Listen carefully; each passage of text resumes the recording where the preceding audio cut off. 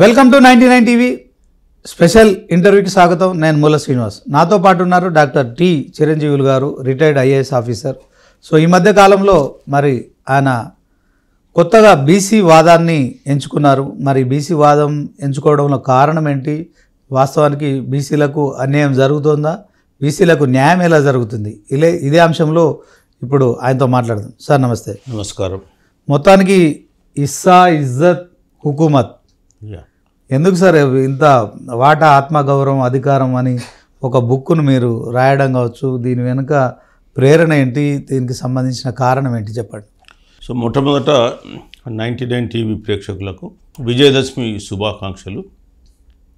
మనందరికీ తెలుసు విజయదశమి అంటే చెడుపై మంచి సాధించినటువంటి విజయం.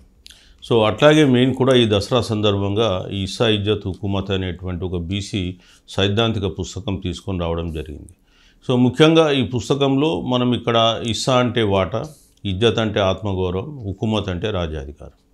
సో ఈ అంశాలను క్రోడీకరిస్తూ ఒక సైద్ధాంతిక పుస్తకం రాయడం జరిగింది. ఈరోజు తెలంగాణలో చూసినట్టయితే బీసీ వాదము అనేటువంటిది ఒక సైలెంట్ రివల్యూషన్ లాగా ముందుకు సాగుతూ ఉంది. అయితే ఇది ఆకస్మికంగా వచ్చినటువంటి ఉద్యమం కాదు. వాస్తవానికి ఏంటంటే బీసీ ప్రజలలో గత 78 సంవత్సరాలుగా మేము అన్ని రంగాల్లో అణిచివేయబడ్డాము, అనగదొక్కబడుతున్నాము అనేటువంటి భావన ఉంది. అయితే ఈ భావనకు ఒక సిద్ధాంతీకరణ అవసరం. ఏ ఉద్యమానికైనా కానీ మొట్టమొదటి ఒక సిద్ధాంతం ఉండాలి. నేను గత 1.5 years నుంచి అనేకమైనటువంటి పత్రికలలో వ్యాసాలు రాసిన, ఇంతకుముందు కూడా 2 పుస్తకాలు తీసుకొచ్చాం. అట్లాగే ఈ సమావేశాలలో కూడా మాట్లాడుతున్నాం, మీడియా ఛానల్స్ ద్వారా కూడా చెప్తున్నాం. అప్పుడు నాకు ఏం ఆలోచన వచ్చిందంటే ఏ ఉద్యమానికైనా ఒక సైద్ధాంతిక మూలం ఉండాలి. ఈ సైద్ధాంతిక మూలం అనేది దాన్ని నడిపిస్తుంటుంది ఉద్యమాన్ని. సైద్ధాంతిక భూమిక లేకుండా ఏ ఉద్యమం ముందుకు పోదు. ఇప్పుడు మనం తెలంగాణలో సాగిన ఉద్యమాలు చూసినట్టయితే మనకు 1948లో ఈ సాయుధ రైతాంగ పోరాటం తీసుకుంటే అది భూమి భుక్తి విముక్తి అనే అంశాల మీద పోరాటం జరిగింది. కొమరం భీమ్ గారు మన్యంలో జల్ జంగల్ జమీన్ అనేటువంటి భావనతో జరిపాడు. అట్లనే తెలంగాణలో నీళ్లు నిధులు నియామకాలని తెలంగాణ రాష్ట్రం కొరకు జరిపిన ఉద్యమం. సో ఈరోజు బీసీ ఉద్యమం కూడా ఒక సైద్ధాంతిక పునాది ఉండాలనే ఉద్దేశంతో ఇస్సా ఇజ్జత్ హుకూమత్ అనేటువంటి పుస్తకాన్ని రాయడం జరిగింది. సో ఇందులో మనం చూసినట్టయితే 78 సంవత్సరాలుగా రాజ్యాధికారం లేకపోవడంతో 5% ప్రజలు రాజ్యాధికారాన్ని చేతిలో పెట్టుకోవడం వల్ల బీసీలు ఎట్లా నష్టపోయిలు అనేటువంటి విషయాన్ని ఈ పుస్తకంలో నేను ఎక్స్ప్లెయిన్ చేయడం జరిగింది. సో ముఖ్యంగా మనం చూస్తే బీసీలకు రావాల్సినటువంటి న్యాయబద్ధమైన వాటా రాజకీయ రంగం ఉంది. రాజకీయ రంగంలో ఇవాళ మనం 19 మంది ఎమ్మెల్యేలు ఉన్నాం తెలంగాణ అసెంబ్లీలో. నేను 1951 నుంచి ఇప్పటి వరకు 16 ఎన్నికలు జరిగితే 1741 మంది ఎమ్మెల్యే స్థానాలకు పోటీ జరిగితే బీసీలకు రావాల్సింది ఎంత, వచ్చింది ఎంత, కూలిపోయింది ఎంత. అట్లానే అన్ని కమ్యూనిటీలకు వాళ్ళ జనాభా దామాషా ప్రకారం రావాల్సింది ఎంత, వచ్చింది ఎంత, నష్టపోయింది ఎంత, లబ్ధి పొందింది ఎంత. లబ్ధి పొందింది ఎవరు? కేవలం 5 కులాల వాళ్ళే లబ్ధి పొందిండ్రు తెలంగాణలో. సో బీసీలకు వాటాను ఎవరు తీసుకున్నారు, ఎవరు తిన్నారు? ఆ లబ్ధి పొందినటువంటి 5 కులాల వాళ్ళు తప్ప. ఏంటి సార్ 5 కులాలు ఏంటి? 5 కులాలు అంటే ఇప్పుడు మీరు రెడ్డి ఉన్నారు, రెడ్డి కులంలో వాళ్ళకు రావాల్సింది ఎంత, వచ్చింది ఎంత, అందులో నేను ఇచ్చాను, ఎంత లబ్ధి పొందింది అనేది ఇచ్చాను. ఎంత పొందారు సార్ రెడ్డిలు? ఆ బుక్లో మనం క్లారిటీగా ఇచ్చాము. అట్లనే వెల్మాస్ ఉన్నారు. వెల్మాస్లో కూడా వాళ్ళ జనాభా ప్రకారం 0.28 వాళ్ళు. వాళ్ళకు 1951 నుంచి ఇప్పటిదాకా రావాల్సిన సీట్లు 5, కానీ వాళ్ళకు వచ్చినాయి 148 సీట్లు. అంటే వాళ్ళు ఎంత లబ్ధి పొందిండ్రు? 50 రెట్లు అది. సో అందుకొరకే మేము ఏమంటున్నామంటే రావాల్సిన దానికంటే ఎవరు ఎక్కువ లబ్ధి పొందిండ్రు, ఎవరు నష్టం. ఇప్పుడు మీరు రెడ్డి అడిగారు, రెడ్డిల జనాభా 4.06, వాళ్ళకి రావాల్సింది 71, వచ్చిన 578. లబ్ధి ఎంత? 507 ఎమ్మెల్యే సీట్లు లాభాలు పొందిండ్రు. ఎవరి సీట్లు? సేమ్ థింగ్ బీసీల సీట్లే. ఎస్సీ ఎస్టీలకు వాళ్ళకు జనాభా దామాషా ప్రకారం వాళ్ళ సీట్లు. వెల్మ సామాజిక వర్గానికి 5 సీట్లు కేవలం ఈ 16 అసెంబ్లీలో వాళ్ళకి రావాల్సిన సీట్లు వాటా. దాంట్లో వాళ్ళు 50 రెట్లు ఎక్కువ తీసుకున్నారు. 148 వాళ్ళకు వచ్చింది. 180 అంటే ఆల్మోస్ట్ 50 టైమ్స్ కదా సార్. అదే 143 లాభం పొందిండ్రు. సిమిలర్లీ ఖమ్మలో వాళ్ళ జనాభా 2,58,000.71.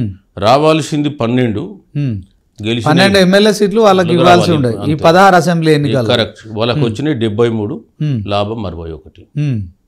61% వాళ్ళు 61 సీట్లు అదనంగా తీసుకున్నారు. బ్రాహ్మణ్స్ ఉన్నారు. 0.83 పాపులేషన్, 3,02,000. ఈ పాపులేషన్ ఫిగర్ అంతా కూడా నేను సమగ్ర కుటుంబ సర్వే తీసుకున్నా. ఎందుకంటే తెలంగాణ రాష్ట్ర ప్రభుత్వం మొన్న సర్వే జరిగింది, కులాల వారీగా లెక్కలు సర్వే చేసిన, కులాల వారి లెక్కలు చెప్పలేదు. వీళ్ళకు రావాల్సిన సీట్లు బ్రాహ్మణులకు 14, వచ్చినాయి 127. ఎందుకంటే ఫస్ట్, సెకండ్, థర్డ్, ఫోర్త్ 10 రెట్లు ఎక్కువనే తీసుకున్నారు. 113 లాభం అయింది. వైశ్యులకు 0.96 రావాలి, అంటే పాపులేషన్ 17 రావాలి, 22 వచ్చిన 5 లాభం. ఇక నష్టపోయింది ఎవరు అనేది తీసుకుంటే ముదిరాజులు ఉన్నారు. ముదిరాజుల జనాభా 6.68, 6,68,000. జనాభా 24,28, 24,28,000. జనాభాలో శాతం 6.68. వాళ్ళకు రావాల్సిన సీట్లు 116, వాళ్ళకు వచ్చిన 29. లాస్ ఎంత? 87. 87% వాళ్ళు లాస్ అయ్యారు. 87 లాస్ అయిపోయినారు. ముదిరాజులకు పోయినారు. గొల్లాలు కూడా 66 లాస్ అయ్యారు. 66%, 66 సీట్లు లాస్ అయ్యారు. 66 సీట్లు. గౌడ 21 సీట్లు లాస్ అయ్యారు. పద్మశాలి 41 లాస్ అయ్యారు. విశ్వకర్మలు అయితే దాదాపు 9,63,000 జనాభా ఉంటే వాళ్ళకు వచ్చిన 2 సీట్లు. అంటే మధుసూనాచారి 2 సార్లు వచ్చిండు. వాళ్ళు మొత్తం లాస్ 44. ఇక రజకాలకు 41 రావాలి, 4 వచ్చినాయి, 37 లాస్. ఇక మనం చూసినట్టయితే మేజర్గా ఒక మున్నూరు కాపుకు వాళ్ళకు రావాల్సింది 63, గెలిచిన 83, 20 లాభంలో ఉన్నారు. ఈ కులం ఒకటి మాత్రం. సో మున్నూరు కాపు కొంత వ్యవసాయ ఆధారిత కులం కాబట్టి కొంత అడ్వాన్స్గానే ఉన్నారు. బట్ మీరు చూస్తే వడ్డేరా ఉన్నారు. వడ్డేరా 1.04% పాపులేషన్. వాళ్ళకు 18 సీట్లు రాలే, 1 సీటు రాలే. కుమ్మరి ఒక్కటి రాలే. కుమ్మరి 18 రావాలి, 1 రాలే. అట్లనే నాయి బ్రాహ్మణ 15 రావాలి, 1 కూడా వాళ్ళకి రాలే. బోయాకు 16 రావాలి, 1 వచ్చింది. ఆయన ఒకతను వచ్చాడు, ఏదో గట్టు భీముడు 15. సో ఈ విధంగా తీస్తే తెలంగాణ రాష్ట్రంలో రాజకీయ రంగంలో బీసీలు ఎంత కోల్పోయిన అనే విషయాన్ని మనం ఇక్కడ చెప్పడం జరిగింది. ముఖ్యంగా ఒక్క 4-5 కులాలు దీన్ని మొత్తం వాడుకున్నాయి. సో ఇవాళ మరి ఈ పరిస్థితి ఇట్లా ఉంటే ఎంతకాలం, ఎప్పుడు మరి బీసీలకు రాజ్యాధికారంలో భాగస్వామ్యం వస్తుంది? బీసీలకు రాజ్యాధికారంలో భాగస్వామ్యం లేకుంటే మెజారిటీ ప్రజలు, ఇది ప్రజాస్వామ్య పాలన ఎట్లా అంటారు? సో ప్రజాస్వామ్య పాలన అనబడదు. ఒకటి కేవలం 3-4 కులాలు, మేము మేజర్గా 3 కులాలే. నేనేమంటే వీఆర్కే కులాలు అంటాను. వీఆర్కే అంటే వెల్మ, రెడ్డి, కమ్మ. ఈ 3 కులాలే రాజ్యాధికారాన్ని శాసిస్తున్నాయి. ఒకటి కాపు కూడా కలిసింది. కాపు కలవదు. మున్నూరు కాపు ఉన్నారు కానీ అంటే రాజ్యాధికారంలో వాళ్ళు ముఖ్యమంత్రి కాలే కదా. తెలంగాణలో ఇప్పటి వరకు ఈ 3 కులాల తప్ప ఇంకెవడు ముఖ్యమంత్రి కాలే. అయినారు ఒక బ్రాహ్మణ్స్ కొద్ది కాలం కానీ ఇంకా మిగతా వాళ్ళు పివి నరసింహరావు అయినాడు. మొట్టమొదటి తెలంగాణ ముఖ్యమంత్రి కూడా బూర్గుల రామకృష్ణారావు కూడా బ్రాహ్మణ సామాజిక.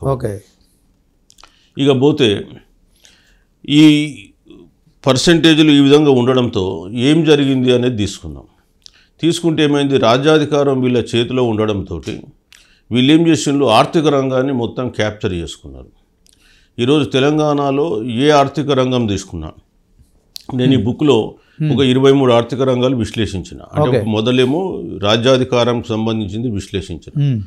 రాజ్యాధికారం లేకపోతే మనకు మిగతా దాంట్లో భాగస్వామ్యం ఉండదు అనే ఉద్దేశం చెప్పడం జరిగింది. సో దాంట్లో మనం తీసుకున్నట్టయితే ఇలా తెలంగాణలో భూమి ఎవరి చేతిలో ఉంది, రియల్ ఎస్టేట్ రంగం ఎవరి చేతిలో ఉంది, ఫార్మా రంగం ఎవరి చేతిలో ఉంది, ఆరోగ్య రంగం ఎవరి చేతిలో ఉంది, విద్యారంగం ఎవరి చేతిలో ఉంది. సో ఈ విధంగా 23 రంగాలు ఇందులో విశ్లేషిస్తే ఎందులో కూడా బీసీలు, ఎస్సీలు, ఎస్టీలు కనిపించారు. అసలు ఆనవాళ్ళే లేవు. టాప్ 10లో ఆనవాళ్ళు కూడా లేవు. 1-2 అరాకురా వచ్చినాయి. కానీ మీడియా రంగంలో ఎట్లా సార్? మీ మీడియా రంగం మొత్తం 100% ఆధిపత్య కులాలే ఉన్నాయి. అంతే, ఇంకా మిగతా లేనే లేవు. మీడియా రంగంను కూడా విశ్లేషించడం జరిగింది. సో మేము ఏమంటున్నాం, మరి ఎందుకు ఇట్లాంటి పరిస్థితి దాపురించింది? కారణం ఏంటంటే అధికారం లేదు. ఈవెన్ రిజర్వేషన్లలో తీసుకుంటే, ఉద్యోగాలలో కానీ విద్యలో రిజర్వేషన్లు తీసుకుంటే కేంద్రంలో విద్యలో ఉద్యోగాల్లో రిజర్వేషన్ రావడానికి, ఉద్యోగాలలో రిజర్వేషన్ రావడానికి మనకు 93 పట్టింది. అంటే దాదాపు స్వాతంత్రం వస్తే 47 నుంచి 93 అంటే 46 సంవత్సరాల వరకు ఓబీసీలకు కేంద్రంలో రిజర్వేషన్ లేవు. విద్యలో రావడానికి 2008 పట్టింది, ఇది ఐఐటి ఐఐఎంలల్లా. సో దాదాపు 47 నుంచి 2008 అంటే ఒక 60 ఏళ్ళు 61 సంవత్సరాలు గడిచిపోయింది. అంటే బీసీలకు ఈరోజు కూడా కేంద్ర ప్రభుత్వ ఉద్యోగాలలో ఏ కేటగిరీ బి కేటగిరీ ఉద్యోగాల్లో 16% మించలేరు, సి కేటగిరీ డి కేటగిరీలు 22 నుంచి 23% మించలేరు. అంటే నువ్వు 27% ఇంప్లిమెంట్ చేస్తున్నది 93 నుంచి చేసినా ఈ రోజు కూడా నీకు నింపలే. ఇవాళ మీరు ఐఐటీలు కానీ ఐఐఎంలో తీసుకుంటే 4% కూడా లేరు బీసీలు ఓబీసీలు. మరి నువ్వు అటు విద్యలో అనగదొక్కుతావు, ఉద్యోగాలలో అనగదొక్కుతావు, దేంట్లో వీళ్ళని పైకి రానివ్వవు, అటు రాజ్యాధికారంలో భాగస్వామ్యం లేదు, ఇటు వ్యాపారాలలో మనకు భాగస్వామ్యం లేదు. మరి ఎందులో ఉన్నారు? అందుకని వాళ్ళ బీసీలు 78 సంవత్సరాల్లో వాళ్ళ కుల వృత్తులు నాశనమైనవి. ప్రత్యామ్నాయ ఉపాధి అవకాశాలు లేక చిన్న చిన్న ఉద్యోగాలు చేసుకొని ఉపాధి పొందుతూ ప్రభుత్వ సబ్సిడీల మీద ఆధారపడి బతకాల్సినటువంటి పరిస్థితి. రిజర్వేషన్ల మాట పక్కకు పెట్టుర్రి, వాళ్ళ జీవనోపాధి కూడా కష్టం అయిపోయిందంట. ఇప్పుడు జీవనోపాధులు మొత్తం ధ్వంసమైనవి. గత 78 సంవత్సరాల్లో వాళ్ళ ఆల్టర్నేటివ్ ప్రత్యామ్నాయ ఉపాధి లేవు. చిన్న చిన్న ఉద్యోగాలు ఏది దొరుకుతుంది? వాళ్ళ చేనేతలు ఒక గొప్ప కళాకారులు ఒకప్పుడు, ఇవాళ ఆ వృత్తులు మానేసుకొని వచ్చేసి సిటీ సరౌండింగ్స్లలో సెక్యూరిటీ గార్డ్స్గా, సిరిసిల్ల అగ్గిపేటలో పట్టు చీర తయారు చేసిన నేత కార్మికులు వాళ్ళకు కూడా లేదు, ఆదరణ లేదు. కళాత్మక జీవితాలు, బీసీలకు సంబంధించిన జీవితాలు కూడా అన్నీ కూడా కళాత్మక జీవితాలు. అది చేనేత వృత్తి కావచ్చు, లేదా గోల్డ్ స్మిత్ వృత్తి కావచ్చు, ఏ వృత్తి అయినా దాంట్లో ఒక కళ ఉంది. ఆ కళాత్మక వృత్తులన్నీ నాశనం అయిపోయి ఇవాళ విశ్వకర్మల పరిస్థితి ఏంటంటే మొత్తం గోల్డ్ షాపులన్నీ తీసుకుపోయి మొత్తం మార్వాడి చేతులకు వెళ్ళిపోయినాయి. అది కూడా ఎందుకు ఎనాలిసిస్ చేసిన ఎవరి చేతులు ఉన్నాయి గోల్డ్ ఇవాళ? ఇలా మీరు లలిత్ జ్యువెలరీస్ నుంచి అన్ని జ్యువెలరీస్ ఇలా రాసినాం, మెజారిటీ జ్యువెలరీస్ అన్ని వాళ్ళ చేతులు. సో అందుకని చెప్తున్నాం, కుల వృత్తుల ధ్వంసమైన. ఒకప్పుడు మీరు చూస్తే కోటి హ్యాబిట్స్ నుంచి చార్మినార్ దాకా చిన్న చిన్న దుకాణాలు ఉండేది, ఏది మన స్వర్ణకారులది. ఇవాళ ఒక దుకాణం లేదు, మొత్తం అన్ని ఎంఎన్సీలు వచ్చి కూర్చున్నాయి. సో బీసీలు అన్ని కుల వృత్తులపై కార్పొరేట్ పెత్తనం నడుస్తుంది, ఉక్కుపాదంతో తొక్కేసి. సో ఆ ఉద్దేశాన్ని తీసుకురావడం జరిగింది. అంటే ఒకవైపు దేశంలో రాజ్యాంగం ప్రవచించినట్టు సామాజిక న్యాయం లేదు, ఆర్థిక న్యాయం లేదు, అంటే రాజ్యాంగం అమలు కావట్లేదంట. రాజకీయ న్యాయం లేదు. రాజ్యాంగం అనేది కేవలం ఉన్న వాళ్ళకు చుట్టంలాగా అయింది తప్ప సామాన్య ప్రజలకు దానివల్ల ఫలాలు ఏమి అభివృద్ధి ఫలాలు అందలేదు. సో అందుకనే మేము ఇక్కడ ఏం కోరుతున్నాము, మొదలు నువ్వు కులగణన జరపండి.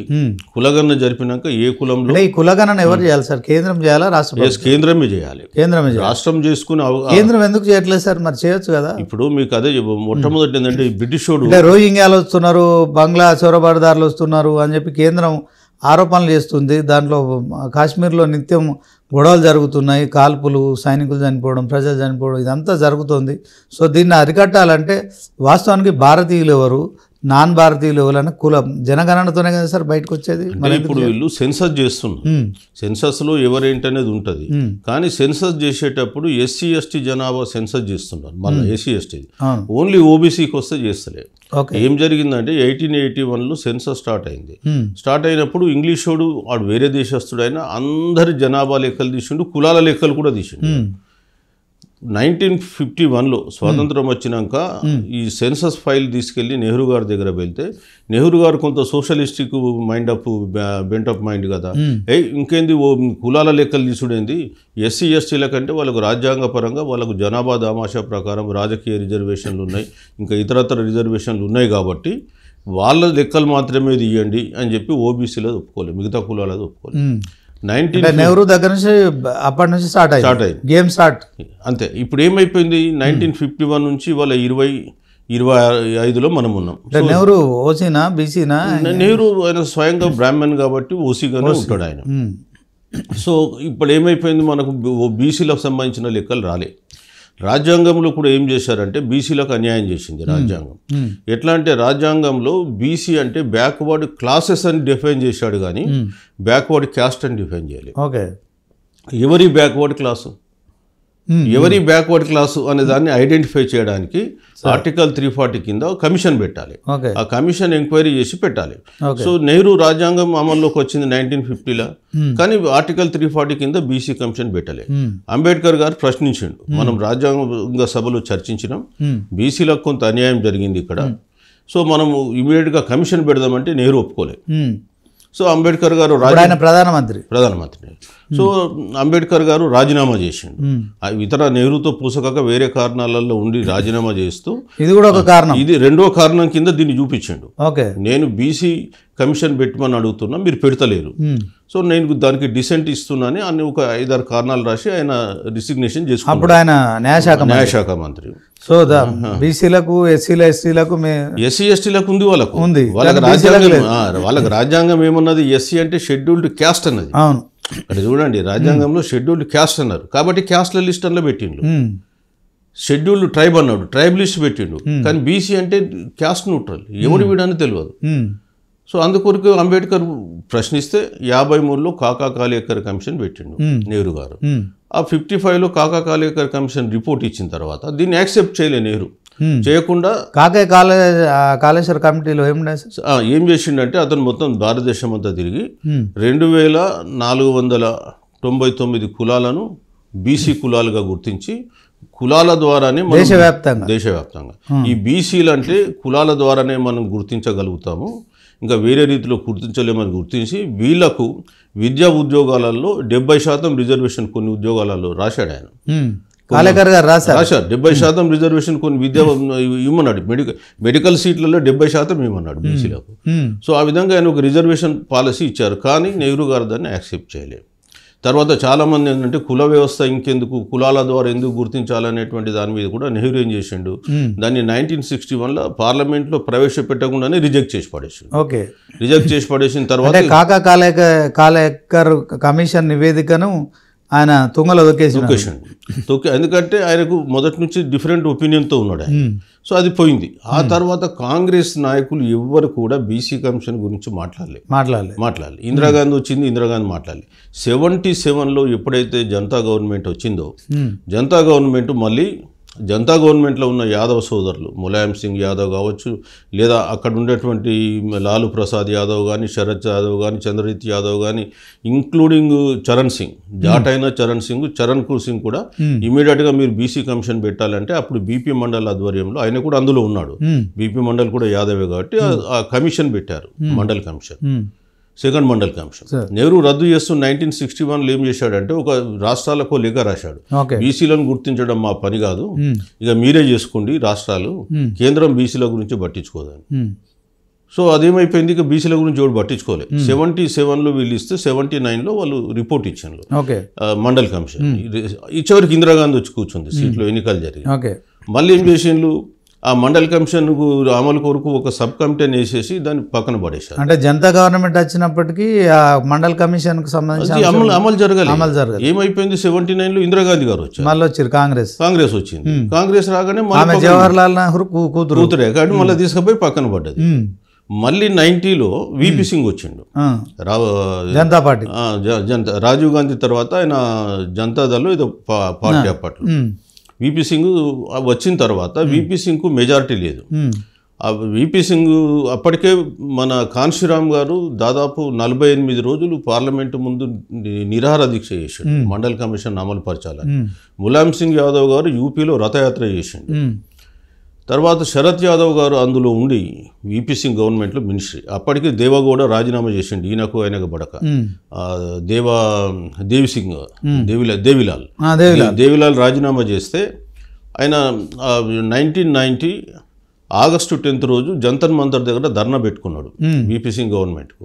సో ఈయన ఆగస్టు 6 రోజు ఒక అల్టిమేటం ఇచ్చిండు శరత్ యాదవ్, నువ్వు గిన నాకు బీసీ మండల్ కమిషన్ అమలు చేయకపోతే నేను ఆగస్టు 10 రోజు దేవిలాల్ తోటి జంతర్ మంతర్ దగ్గర చేస్తాను, నువ్వు మళ్ళీ 15th ఆగస్టు రోజు నువ్వు ఎర్రకోట మీద జెండా ఎగిరేయవు, గవర్నమెంట్ పడిపోద్దని. సో దెబ్బకు ఆ రోజు 6th ఈవినింగ్ క్యాబినెట్ మీటింగ్ పెట్టి 7th రోజు జీవో ఇచ్చిండు, కేవలం ఉద్యోగాలు అమలు చేస్తాను. సో అది జరిగిన తర్వాత ఎంత పర్సెంటేజ్ సార్? 27%. 27%. ఏదైతే మండల్ కమిషన్ అది కరెక్టేనా మరి? న్యాయమేనా అది? అది కాదు, కానీ జరిగింది ఏంటంటే దానికి కూడా చరిత్ర ఉంది. 27% రిజర్వేషన్ ఎందుకు మండల్ కమిషన్ ఇవ్వాల్సి వచ్చింది? అది ఏం జరిగిందంటే 1961లో Balaji versus state of Mysore అని ఒక కేసు నడిచింది, కర్ణాటక కేసు. అప్పుడు కర్ణాటక స్టేట్ ఆఫ్ మైసూర్ అనేవాళ్ళు. సో స్టేట్ ఆఫ్ మైసూర్లో జరిగినప్పుడు అక్కడ ఏం చేసింది, సుప్రీంకోర్టు ఒక ప్రిన్సిపల్ ఇచ్చింది, ఏంటంటే 50% రిజర్వేషన్ దాటద్దు అని.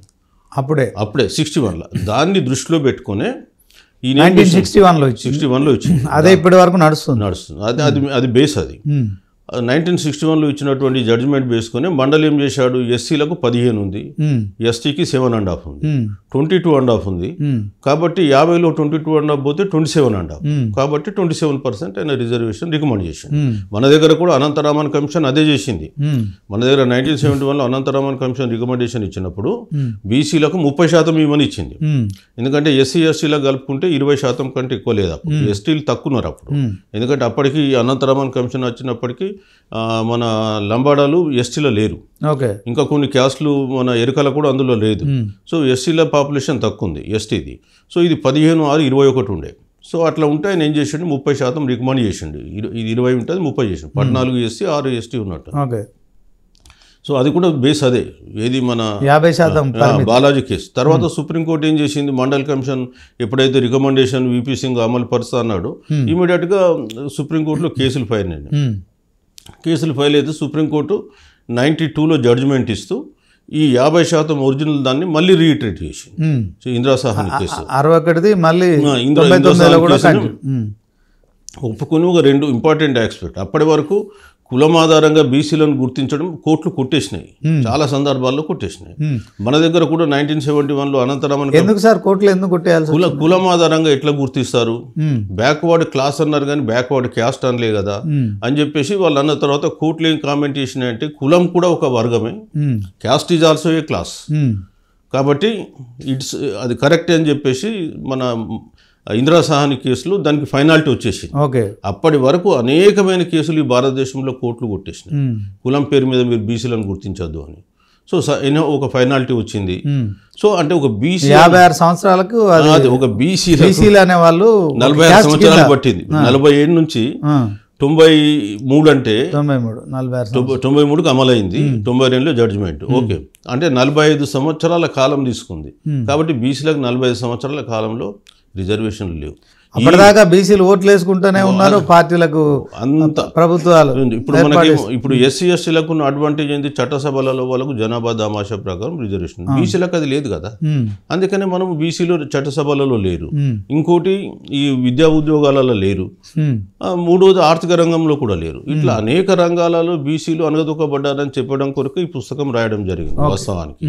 సో ఇవాళ బీసీలు అనే వాళ్ళు ఆర్థికంగా అనగదొక్కబడ్డారు, రాజకీయంగా లేకపోవడంతో వాళ్ళ ఆత్మగౌరవం కూడా సన్నగిలింది. సో ఇవాళ ఆత్మగౌరవ ఉద్యమాలు నడిచిన ప్లేస్లలో బీసీలో రాజ్యాధికారంలోకి వచ్చింది. ఇవాళ తమిళనాడు ఉంది, తమిళనాడులో పెరియార్ గారు నడిపినటువంటి ఆత్మగౌరవ ఉద్యమానికి ఈ 1925లో స్టార్ట్ చేసిండు, 100 years అయింది ఇప్పటికీ. సో ఇవాళ తమిళనాడులో బీసీల రాజ్యాధికారంలో వెళ్తున్నారు. సో బీసీల రాజ్యాధికారంలో బీసీలు మంచి ఆర్థికంగా కూడా మంచి స్థానంలో ఉన్నారు. ఇవాళ ఎస్సీఎల్ కంప్యూటర్ కంపెనీ ఉంది, దాని శివనాడార్ ఎవరు, బీసీ. సో అంత పెద్ద స్థాయికి ఎదిగిన్లు. మన తెలంగాణలో కానీ ఆంధ్రాలో కానీ ఒక బీసీ ఆ స్థాయికి ఎదిగిన వాళ్ళు ఎవరైనా ఉన్నారా? లేరు. ఇవాళ సన్ టీవీ నెట్వర్క్ ఉంది, ఎవరిది అక్కడ తమిళనాడులో?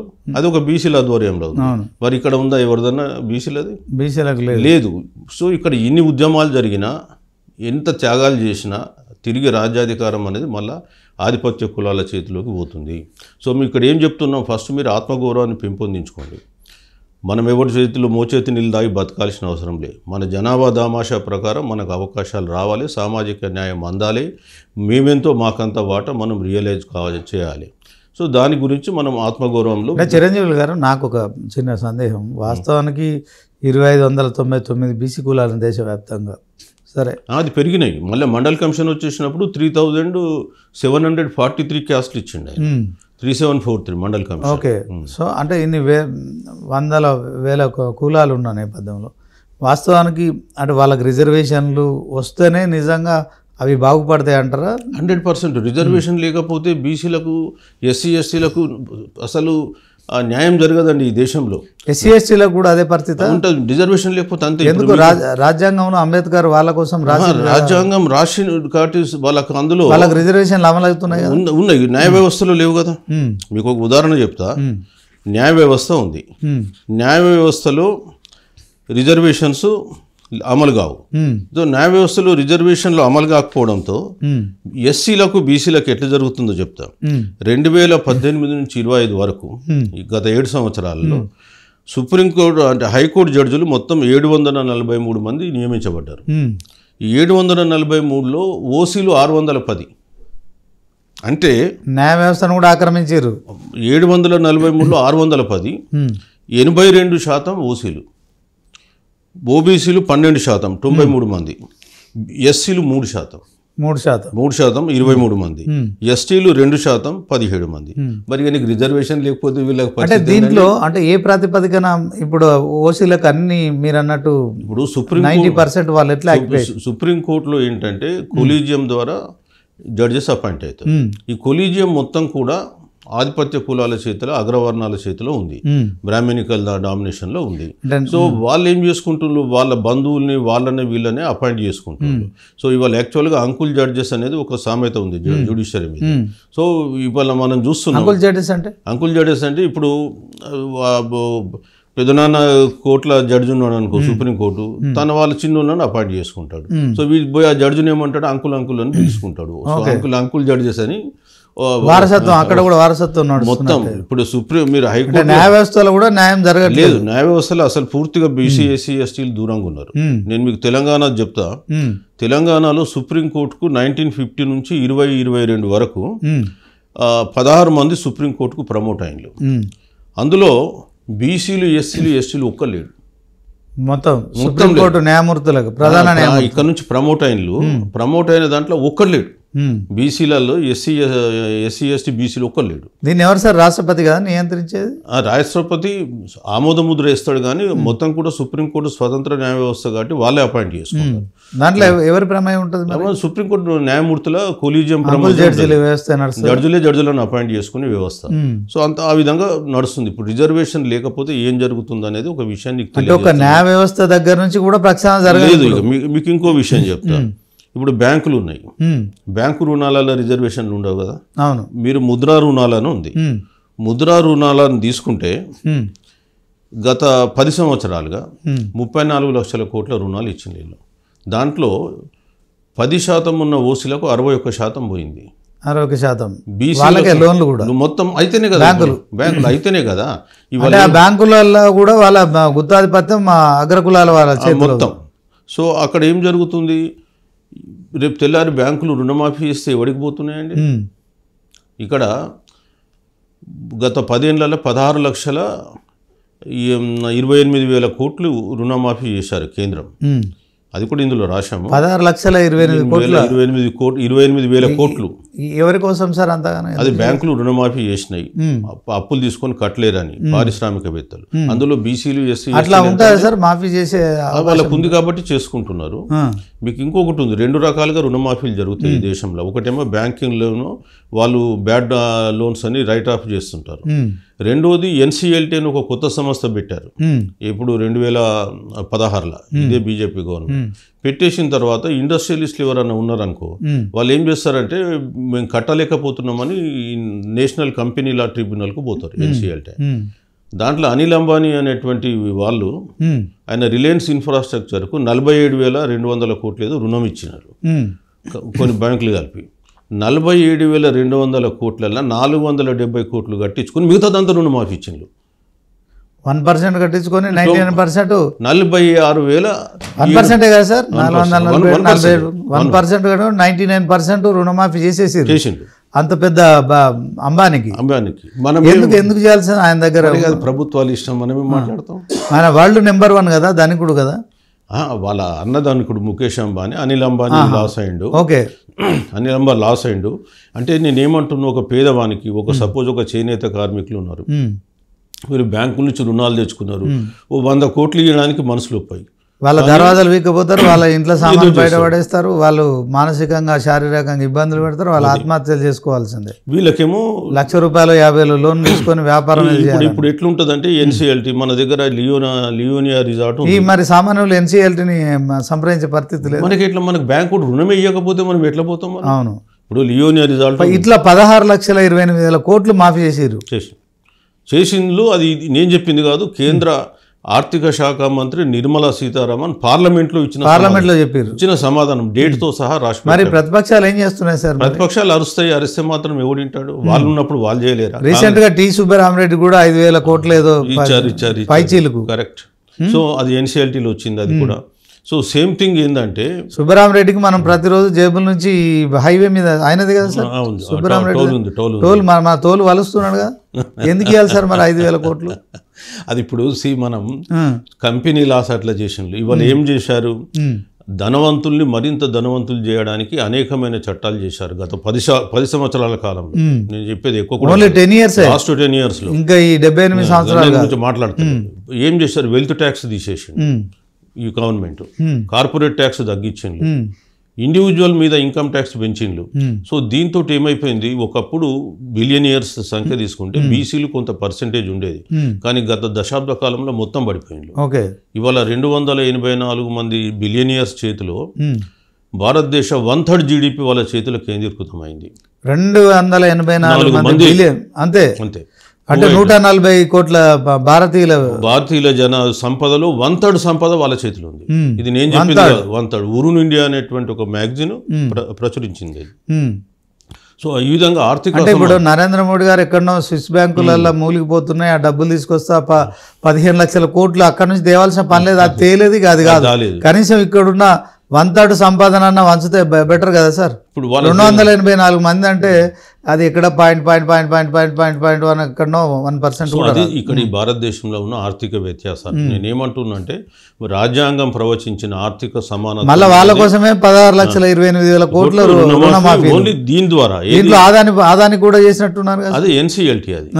సో ఈ 16,28,000 కోట్లు ఇది వేరు, అదాని ఎన్సీఎల్టీ చేసింది వేరు. ఇప్పుడు సుబ్బరామరెడ్డికి వచ్చింది ఎన్సీఎల్టీ, అది ఇందులో రాదు. సో అది ఇదొక 16 లక్షలు ఉంటే అదొక 16 లక్షలు ఉంటుంది. అంటే ఓవరాల్ గా ఒక 30-40 లక్షల కోట్లు. మరి దాంట్లో ఎస్సీ ఎస్టీ బీసీల పాత్ర ఏందని చెప్పండి. మాకేమొచ్చింది? మీరు ఏం మాట్లాడితే మేము సబ్సిడీలు ఇస్తున్నాం అంటే నీకు సబ్సిడీ ఎక్కువ పోయిందా, నాకు సబ్సిడీ ఎక్కువ పోయిందా? ఇవాళ రైతు బంధు అంటున్నాం, రైతు బంధు, రైతు రుణమాఫీ 2 లక్షలు చేసినారు మొన్న. మొత్తం ఇప్పటి వరకు దాదాపు 58,000 కోట్లు తెలంగాణ వచ్చినప్పటి నుంచి చేసిండ్రు. అందులో బీసీ ఎస్సీ ఎస్టీలకు ఎంత వచ్చిందండి? రైతు బంధు ఉంది, 72,000 కోట్లు ఇచ్చారు మీరు ఇప్పటిదాకా. దాంట్లో ఎస్సీ ఎస్టీ బీసీలకు ఎంత వచ్చింది? 10 ఏళ్లలో రైతు బంధు అయితే కాంగ్రెస్ బీఆర్ఎస్ అని కాదు, ఇప్పుడు ఎవరైనా ఏం చేస్తున్నారు? ఆధిపత్య కులాలు అధికారంలో ఉన్నాయి. రేవంత్ రెడ్డి ఏం చెప్పాడు? నేను అధికారంలోకి రాకముందు 5 ఎకరాలకు రిస్ట్రిక్ట్ చేస్తాను, చేయాలి. 5 ఎకరాలకు దాటి భూమి ఎవరి చేతిలో ఉందండి? ఆధిపత్య కులాల చేతిలో ఉంది. కాబట్టి వాళ్ళ వర్గాలకు 100% ఇచ్చుకుంటున్నారు. రైతు అనేటువంటి ఒక కాన్సెప్ట్ క్రియేట్ చేసి అందరూ రైతులే, అందరికి సమానమైన నష్టాలే ఉంటాయనుకుంటా అందరికి మొత్తం ఇస్తుంటే మాకు వచ్చింది ఏమున్నదా? ఎవరికైతే ఇచ్చిండో రేవంత్ రెడ్డి వాళ్ళకి ఇచ్చిండు. ఇప్పుడు రైతు భరోసా పేరు మార్చిండు. ఇప్పుడు ఇవాళ తెలంగాణ 2,000 ఎక్కువ చేసిండు. తెలంగాణలో అది కూడా మళ్ళీ వాళ్ళకే ఉపయోగం. అవును, తెలంగాణలో 25 లక్షల కుటుంబాలు ఉన్నాయండి, బీసీ ఎస్సీ ఎస్టీ కుటుంబాలు. 1 ఇంచు భూమి లేదు, వ్యవసాయ కూలీలు రకాలు చేసుకుంటున్నారు. మరి 25 లక్షల మంది ఉన్నారు కుటుంబాలు అంటే కోటి జనాభా, దాదాపు 75 లక్షల మంది. మరి వాళ్ళకేం పోతుందండి? వాళ్ళకేం నువ్వు ఇచ్చినావు? ఒకవైపు కార్పొరేషన్లలో రూపాయి, ఇటువైపు రైతు బంధు రాదు, రైతు రుణమాఫీ రాదు. మరి వాడేం అన్యాయం చేసిండు? ఇవాళ నువ్వు తెచ్చిన 8 లక్షల అప్పులకు వీళ్ళందరూ కూడా కట్టాల్సిందే కదా. 8 లక్షల వాడికి నువ్వు ఇచ్చిన దానికంటే అప్పు ఎక్కువ ఇచ్చినావు. అవును. సో ఇది జరుగుతున్న వ్యవస్థ. అందుకని నేను ఈ పుస్తకంలో అవన్నీ కూడా ఎక్స్ప్లెయిన్ చేయడం జరిగింది. ఈసాలో ఆత్మగౌరవంలో చెప్పడం జరిగింది. రాజ్యాధికారంలో కూడా ఏం చెప్పినానంటే ఇక్కడ భారతదేశంలో డిఎంకే ఏడిఎంకే తమిళనాడులో పాలిస్తున్నారు. మీరు వెళ్తే బీహార్లో ఇవాళ నితీష్ కుమార్ గవర్నమెంట్ ఉంది. అట్లనే నీకు యూపీలో వెళ్ళినా కానీ మొన్నటి వరకు ములాయం సింగ్ కొడుకు లోకేష్ మన వాళ్ళందరూ ఉన్నారు. సో అక్కడ ములాయం సింగ్ యాదవ్ ఇక్కడ యూపీలో ఏమైందంటే మండల్ ఉద్యమం మీద వాళ్ళు రాజ్యాధికారాన్ని కైవసం చేసుకున్నారు. ఇక్కడ బీహార్కు వచ్చేస్తే రామ్ మనోహర్ లోహియా కానీ జయప్రకాష్ నారాయణ సోషలిస్ట్ సిద్ధాంతాల మీద రాజ్యాధికారం చేజించుకున్నారు. సో ఇవాళ బీసీలు ఇక్కడ తెలంగాణ రాష్ట్రంలో కానీ ఆంధ్రప్రదేశ్ రాష్ట్రంలో కానీ మొట్టమొదటి ఈ ఉద్యమాలను స్టడీ చేసి వాళ్ళు రాజ్యాధికారం ఎట్లా వచ్చిందో మనం కూడా ఆ పద్ధతిలో పోవాలి. జనాభా ప్రకారం మనం ఏం తక్కువగా లేము. ఇవాళ ఎస్సీ ఎస్టీ బీసీలు కలుపుకుంటే 90% బహుజనులు, వట్టి బీసీలు కలుపుకుంటే తెలంగాణ రాష్ట్రంలో 56%. మరి ఇంత జనాభా ఉండి 5% జనాభాకు ఇప్పుడు మీరు 3 కులాలు కదా రాజ్యాధికారంలో. తెలంగాణలో మీరు తీసుకుంటే రెడ్డిలు 14,70,000, 15 లక్షలు వేసుకోండి. ఇక పోతే వెలుమాలు 1,00,000, 16 లక్షలు. నెక్స్ట్ పోతే కమ్మ 3 లక్షలు, 20 లక్షలు. 20 లక్షల జనాభా 4 కోట్ల జనాభాలో ఎంత అండి? 5%. 5% జనాభా వాళ్ళే కదా రాజ్యాధికారాన్ని 90% రూల్ చేస్తున్నారు. మరి ఏం జరుగుతున్నది? మీకు 56% బీసీలలో ఉండి 52% ఇంకెక్కువ ఉంటారు. యాక్చువల్గా ఈ గవర్నమెంట్ తేల్చింది. సరే మీరు తేల్చిన కాడికి పోనీ తప్పు రైటో ఏదో ఒకటి ఒప్పుకుందాం. సమగ్ర కుటుంబ సర్వే ప్రకారం 61% ఉంది, వీళ్ళు 56% అన్నారు. సో మీరు తెచ్చిన శాతం పోనీ అనుకుందాము. మీ జనాభా 5 లక్షలే కదా, 5% కదా మీ లెక్కల ప్రకారం కూడా. 5% జనాభా 95% ఎట్లా వాళ్ళు డిక్టేట్ చేస్తారు? ముఖ్యంగా ఇంకా 61% ఉన్న బీసీల విషయంలో ఇంకా నానుస్తున్నారు. సో అందుకని మేము అడిగేది ఏంటంటే పుస్తకంలో బీసీలకు జరిగిన అన్యాయాలను ఎక్స్ప్లెయిన్ చేస్తూ మనం ఎట్లా రాజ్యాధికారాన్ని సాధించుకోవాలి అనేటువంటి అంశాన్ని కూడా ఇందులో స్పష్టపరచడం జరిగింది. బీజేపీ కేంద్రంలో అధికారంలో ఇప్పుడు 11-12 సంవత్సరాల నుంచి ఉంది సార్. దాంట్లో బీసీ ప్రధానమంత్రి చేసిన బీజేపీ చెప్తోంది. జనగణన విషయంలో నెక్స్ట్ ఇయర్ చేస్తామని చెప్తుండే. జనగణన మాత్రమే అఫీషియల్. కాంగ్రెస్ చేసిన రాష్ట్ర కాంగ్రెస్ ప్రభుత్వం చేసింది కులగణన తప్పులు తడకని ఆరోపిస్తున్నారు. ఈ క్రమంలో జనగణన చేసిన తర్వాత బీజేపీ ఏమన్నా చేసే అవకాశం ఉంటుందని మనం భావించి మొట్టమొదట బీజేపీ జనగణన చేయనని చెప్పేసి వాళ్ళు గంటాపతంగా వాదించిండ్రు. మేము కులగణనకు వ్యతిరేకమని. సుప్రీంకోర్టులో అఫిడవిట్ కూడా వేశారు 2022లో మేము కులగణన చేయమని. సరే సంభవం మారిన పరిస్థితుల్లో వాళ్ళు కులగణన చేస్తామన్నారు, సంతోషిస్తున్నాం. మేమేమంటున్నామంటే మళ్ళీ ఒకసారి మోసం పోకూడదు బీసీలు. ఎట్లా అంటే 2011లో సెన్సస్ జరిగే టైంలో ఆ రోజు బీజేపీ వాళ్ళు పార్లమెంట్లో ఒక తీర్మానం ప్రవేశపెట్టారు.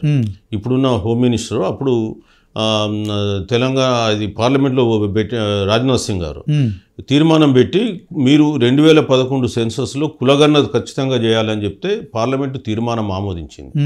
కాంగ్రెస్ గవర్నమెంట్, మన్మోహన్ సింగ్ గవర్నమెంట్ ఆమోదించిన తర్వాత నెక్స్ట్ డేనే మళ్ళీ చిదంబరం స్టేట్మెంట్ ఇచ్చిండు. లేలే మేము సెన్సస్లో కులగణన చేయము, మేము separate socio economic caste census చేస్తామని చెప్పి సోషో ఎకానమిక్ క్యాస్ట్ సెన్సస్ చేసిండ్రు. అప్పుడు కాంగ్రెస్ అధికారం. కాంగ్రెస్ అంటే నువ్వు పార్లమెంట్ సాక్షిగా ఇచ్చిన హామీని తుంగలో దొక్కి ఇంకోటి సోషో ఎకానమిక్ సెన్సస్ అని చెప్పిన తర్వాత క్యాస్ట్ సెన్సస్ చేసి ఆ రిపోర్ట్లన్నీ తప్పుల తడకలు వచ్చేసి దాన్ని పక్కన పెట్టేస్తే ఇప్పటి వరకు దాన్ని పబ్లిష్ చేయలే. ఆ రిపోర్టు 5,000 కోట్లు దాంట్లో వట్టిగానే నాశనం అయిపోయినాయి.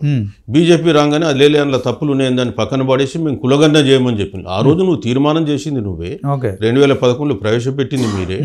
2018లో ఆగస్టు 31 రోజు రాజ్నాథ్ సింగ్ స్టేట్మెంట్ ఇచ్చి 2021లో చేస్తామని చెప్పింది మీరే. వద్దని చెప్పింది సుప్రీంకోర్టులో అఫిడవిట్ చేసింది మీరే. ఇప్పుడు మళ్ళీ చేస్తామని అంటున్నది మీరే. కాబట్టి మేమేమంటున్నాం అంటే బీసీ సంఘాలు అప్రమత్తంగా లేకపోతే ఏ రోజైనా వీళ్ళు కూడా మళ్ళీ వెనక్కిపోయేటువంటి పరిస్థితి ఉంటుంది. కాబట్టి బీసీ సంఘాలు అప్రమత్తంగా ఉండాలి, కేంద్రం మీద ప్రెషర్ పెట్టాలి, సెన్సస్లో పార్ట్గా చేయాలి కులగణన, మళ్ళీ తీసుకెళ్ళి ఇంకోటి చేయకూడదు. ఒకటి.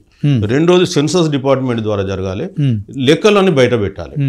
వీళ్ళు కూడా లెక్కలు మేము బయట పెట్టమంటారు. మరి లెక్కలు బయట పెట్టకపోతే నాకు సెన్సస్ చేసుకుని లాభం. సో అది విషయం మేము చెప్తున్నాం. సో అందుకని బీజేపీ ప్రజల చేత ప్రజల కోసం ప్రజల ఎన్నుకోబడ్డ ప్రజాస్వామ్య వ్యవస్థలో ప్రభుత్వాలు దాచిపెట్టడం అనేది ఇప్పుడు మన రాష్ట్రంలో సెన్సస్ చేసి కులాల లెక్కలు ఇవ్వలే. ఎందుకంత భయం? మీకు నిజంగా పారదర్శకంగా చేసి తప్పులు లేకుండా చేసి ఉంటే బయట పెట్టండి, తప్పేమున్నది? అది బయట పెట్టడానికి మనసు ఒప్పుతలేదు. అందుకేనా సార్ మరి ఎందుకని ఇప్పుడు ఈ బీసీ వాదం అనేది ఇప్పుడు వినిపిస్తోంది? నిజంగా ఎందుకోసం అంటారు? ఇప్పుడు అదే కదా, బీసీలు గత 78 సంవత్సరాలుగా ఎట్లా నష్టపోయినలో వాళ్ళ కళ్ళకు కట్టినట్టు కనిపిస్తూ ఉంది. ఇవాళ అన్ని రంగాల్లో అంచెబయబడ్డారు కాబట్టి మా రాజ్యాధికారం మేము తెచ్చుకోవాలి, రాజ్యాధికారం వస్తే తప్ప సమస్యలకు పరిష్కారం కాదు. అంబేద్కర్ గారు చెప్పినట్టు ఏంటంటే రాజ్యాధికారమే సకల సమస్యలకు పరిష్కారం, అది key, it is master key. కాబట్టి దాన్ని ఇప్పుడు సాధించుకోవాలనేటువంటి అంశం బీసీలలో వస్తుంది. దాన్ని చొప్పించడానికే మాలాంటి వాళ్ళం ప్రయత్నం చేస్తాం. అంటే రాజ్యాంగంలో డాక్టర్ బిఆర్ అంబేద్కర్ గారు ఎస్సీ ఎస్టీలకు రిజర్వేషన్లు చెప్పారు సార్. దాంట్లో బీసీలకు సంబంధించిన అంశం లేదు కదా. సో రాజ్యాంగంలో లేదు మేము ఎట్లా వేస్తామని ఇప్పుడు బీజేపీ అంటుంది కదా. మేము ఈ రిజర్వేషన్లకు మేము ఒప్పుకోమని కూడా చెప్తున్నట్టు జరుగుతుంది. ఇప్పుడు రాజ్యాంగంలో ఆర్టికల్ 340 పెట్టిందే బీసీలను గుర్తించి వాళ్ళ అభివృద్ధి కొరకు రిజర్వేషన్లు పెట్టమని. రాజ్యాంగంలో లేదని కాదు, బీసీలను గుర్తించి ఇమ్మన్నాడు. ఎవరు ఆ బీసీలను గుర్తించడానికి 46 సంవత్సరాలు పట్టిందని చెప్పాను ఇండిపెండెన్స్. అది జరిగింది. సో రాజ్యాంగంలో ఉంది, లేదని కాదు. తర్వాత రాజ్యాంగంలో లేకపోతే ఆమోదించుకోవాలి. ఓసీలకు ఎక్కడ ఇచ్చిందండి? ఈడబ్ల్యూఎస్ రిజర్వేషన్ రాజ్యాంగంలో ఉందా? రాజ్యాంగంలో ఆర్థికపరమైన రిజర్వేషన్లు లేవు. రాజ్యాంగం ఏమన్నది? ఆర్టికల్ 15(4) కానీ 16(4) కానీ సోషల్లీ ఎడ్యుకేషనల్లీ బ్యాక్వర్డ్ క్లాసెస్. ఇక్కడ సోషల్లీ ఎడ్యుకేషనల్లీ, ఇక్కడ ఎకనామిక్ పదం వాళ్ళే. సో పివి నరసింహరావు ఏం చేశాడు? ఎప్పుడైతే ఈ ఈడబ్ల్యూఎస్ రిజర్వేషన్ అమలు పరచాలనుకున్న తరుణంలో 10% ఈడబ్ల్యూఎస్ రిజర్వేషన్ ఇచ్చిండు ఓసీలకు. ఇస్తే ఇదే ఇందిరా సహాని కేసులో ఉన్న 9 మంది జడ్జిలు విని 8 మంది జడ్జిలు ఇది రాజ్యాంగ విరుద్ధం అని కొట్టేసినాక బీజేపీ గవర్నమెంట్ వచ్చి 2019లో ఒక మేజర్ సిన్హా కమిటీ అని ఒక రిపోర్ట్ ఉండే ఈడబ్ల్యూఎస్ దాని కొరకు పెట్టిండ్రు కాంగ్రెస్ వాళ్ళు. దాన్ని ఇంప్లిమెంట్ చేయలేదు. మేజర్ సిన్హా కమిటీలో 10% ఈడబ్ల్యూఎస్ రిజర్వేషన్ ఇవ్వాలని కూడా రికమెండేషన్ ఇవ్వాలి. దాన్ని తీసి దుమ్ము దులిపి వారం రోజులలో జనవరి 6, 2019 ఆ రోజు కేంద్ర క్యాబినెట్ ఆమోదం, 7th రోజు లోక్సభ, 8th రోజు రాజ్యసభ. రాజ్యసభలో డిఎంకే పార్టీ అడ్డుపడి దాన్ని సెలెక్ట్ కమిటీకి పడదాము అని ఒక 25 సవరణలు ఇస్తే పక్కన పడేసి రాజ్యసభలో పాస్ చేసి నెక్స్ట్ డే రాష్ట్రపతి ఆమోదం. భారతదేశంలో 14వ తారీఖు నుంచి అమలు. విప్లవాత్మకమైన నిర్ణయం కదా. సో బీసీలకు వచ్చేస్తేనేమో మనం బిల్లు పంపి 6 నెలలైనా దానిపైన చర్చ లేదు. బీసీ ప్రధానమంత్రి అంటే నేనేం మాట్లాడాలో చెప్పండి. కనీసం చర్చ జరిపి దాంట్లో తప్పులున్నాయి, ఒప్పులున్నాయి, ఇది సరి చేయండి ఇదని చెప్పొచ్చు కదా. ఏం చెప్పారు అంటే కేవలం కేంద్ర ప్రభుత్వం ఒక 10-15% భారతదేశంలో ఉన్నటువంటి అగ్రవర్ణాల వరకు పనిచేస్తుందా?